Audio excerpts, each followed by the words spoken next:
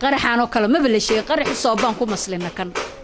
xaaladda caadi bay ku soo laabatay wadooyinkii xirnaana dib ayay u shaqaynayaan anagoo goosanay in aan u kurgalno saameynta uu dadka shacabka ah iyo xaafadahoodaba ku yeeshay qaraxii argagixisada al-shabaab ay ka geysteen khamiistii lasoo dhaafay waddada maka al-mukarama waxaan soo aragnay in dhismayaal ay ku jiraan hoteelka maka al-mukarama iyo hotel kuweyt oo si weyn u burburay sidoo kale goobo ganacsi oo yaryar iyo kuwo waaweynba ma sahlaneen saameynta qaraxii ka dhacay halkaasi uu ku yeeshay waxaan booqannay qaar ka mid ah qoysaskii oo sida weyn waxyeellada ugu geystay qarax guryahooda waxaa ka muuqday burbur lixaad leh cid ay wax ka galabsadeenna ma jirin al-shabaab ayaa iska soo maagay in ay dilaan ama dhibaatooyin kale u geystaan khasaaraha ka dhashay badankiis burburka daaraha iyo goobaha kale oo ku soo dumay dadkii ka agdhowaa buu ahaa dad da ah oo qaar ay xanuunsan yihiin ayaa jeefay guryo ku dumay qaraxa ma garanayaan meel ay ka aadaan wallaahi waxaan ku soo baraarugnay gurigii oo nagu soo daatay horta alxamdulilah gurigaa nagu soo daatay bus iyo dhagax iyo lamiyariigoo soo fuqay haddaan soo kala caranay odagaan waa yeelaa meeshaan ii jiifay asaga dhan buu arki waayey ilmihii halba meelay ku kala baxeen marka alxamdulilah odagaan 90 jirkaas sinna wuu ka jaban yahay wuu ii jiifaa asagaa soo abbaaray marka waan cararay haddana asagii uma ii qaadmay qof qaadmay ma waa yeel haddana wuu jaban yahay marka alxamdulilah waa cararay banaankaas intuu cararayaan muslimka u qayl dhaamiyey meeshuu haddana dab ka socdo holciisa banaanka dhan wada holcaay ummadii ii soo carreena la ii qaadaa la jiidmaa ilaa banaanka lagu geey guryaalka dhan waana burbureen ilaahay waxa banoo wiceen ilmahaynoo badbaadi aan iyo wadaadka iyo ilmaha camool ah minka ku sugnaa oo laami oo u dhownaay ilmaha aabahood saas ay taana markii jugta dhacaysa inta wada fadhina guri waa jajawi wax noo fiyo mal safiya maxamed xasan oo ku ganacsanaysay xaafado ka tirsan degmada Waabari waxa ay nala wadaagtay dhibaatadii soo gaartay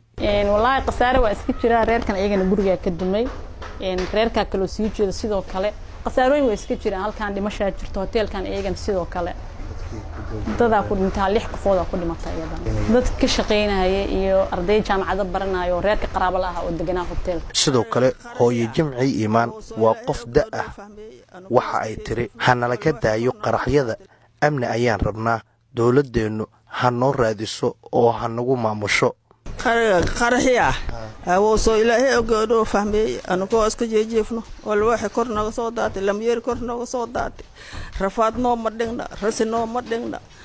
guriga aan ku jirno baata guri ijaar waaye waxaan ku cungnana ma haysano waa dhibaato noo ma dhigna ba waxaad ku cogsanaa inta meesha inaan lagu maamulo oo waxaana naga la joojiyo qaraxyadana laga joojiyo xabadaan yar oo caabiyo maalin socoto naga la joojiyo nabadgelyo la rabnaa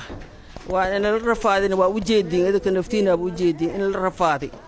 meel madaxa la gashay aata male goobo waxbarasho oo ay ka mid yihiin malcamado quraanka kariimka lagu barto iskuulo iyo xarumo ganacsi ay al-shabaab u sabab noqdeen in ay xirmaan kadib markii qarax ay la beegsadeen meelahaas iyo dad masaakiin ah ruurta eber waa maxaa waxbarasho cid ba iima aadeen maalinta sabdiga ay ugu dambayso maalintii waxa ay ugu dambayso arbacada ay ugu dambayso waa jajabeen kulligood waa ka halkaas ku jajabeen waa ka halkan ku jajabeen waa tan halkan ku jajabeen wax dugsi quraan oo la dhigaayo male wax iskool la dhigaayo male ciruurtu waa iga qaxd wax meeshaan joogmaan aniga odaga guriga ku ilaalina waa kana alaabta saanay nooga alaqantaa hantida uu baabi'iyay qaraxii khamiistii dhacay waxa ka mid ahayd warshado yaryar oo ay ganacsato Soomaaliyeed ku maalgashadeen dalkooda halkan waa goob ganacsi oo garaash baabuurta loogu talagalay in lagu sameeyo qalabkaas oo ka keenay dibadaha oo muddo aan ku shaqeynayna haddana qalabkii halkan ku baaba'ay qalabka baabuurta lagu qaado oo kor loogu dalaco oo lagu sameeyo iskaan la yiraahdo iyo makiinadaha oo baabuurta korontada lagu sifeeyo ciladaha baabuurta cilad bixinta baabuurta oo dhan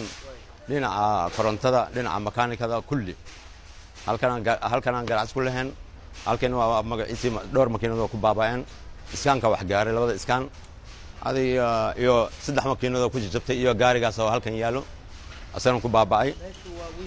meesha aad bay u dadneed waa didneed alwaax iyo magac islaamiyada saarnaa kulli wixii in waa baabeen dhulkayga wada galeen adiga qarashka inta waxa way qarash ku baxay waa inta $25,000 meelaas markii la makiinadaha ilaa 3 makiinadooda ku baabeen ciidamada ammaanka waxa ay ayaguna ku guuleysteen ku dhawaad 40 qof oo ay al-shabaab ku qabsadeen guryahooda in ay ka soo furtaan oo ay gacanta cadowga ka soo saaraan in ka badan 35 qofood ay ciidamadeenu ka soo badbaadiyeen halkaas iyagu naftooda huraayay qof walbo Soomaaliyeed marka oo arka askari Soomaaliyeed waxaan rabaa inaan xasuusiyo maalinta dhibku uu dhaco inay yihiin geesiyaasha noo soo gurmada madaxdii askartaas wadatay iyo ciidankii meeshaas tagay anigoo ku hadlaaya magacayga iyo magaca madaxweynaha waxaan uga mahad celinaynaa dadaalka ay u muujiyeen dalkooda iyo geesinimada dheeraadka ay muujiyeen ninna waa dilayaa ninna waa badbaadinayaa waxaa sidaa yiri wasiirka warfaafinta Soomaaliya Daahir Maxamuud Geelle xilli uu ka hadlayay qaraxii argagixisada al-shabaab khamiistii ay geysteen markay arkaan sarkaalka Soomaaliyeed wiilka Soomaaliyeed ee waayeelka Soomaaliyeed ee markaas ay ugu horeyso gacanta ka soo qabanaya soo badbaadinaya iyo dhagar qabayaasha dad aanay garanaynin meesha ay joogaan iyo nooca ay yihiin soo maagayo hadafkooduna uu yahay dil iyo dumin iyo dacdarayn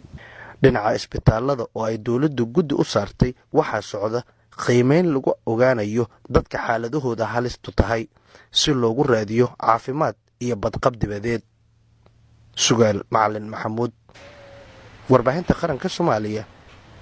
Muqdisho